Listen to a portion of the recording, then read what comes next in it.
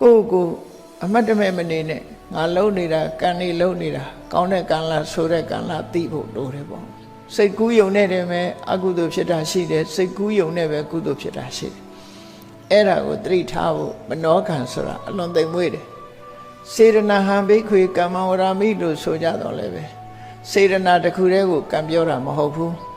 မနောကံတို့ကြတော့စေရနာမပါဘဲနဲ့လည်းကံဖြစ်တယ်နော်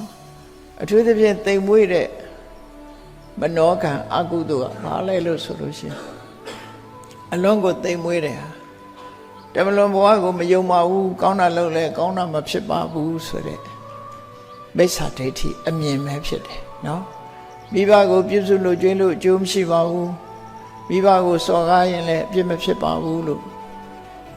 နောက်ဘဝဆိုတာမရှိဘူးကုသိုလ်အကုသိုလ်ရဲ့အကျိုးမရှိဘူးလို့ဆိုတဲ့ဒီအမြင်ကိုကိုယ့်အမြင်ကို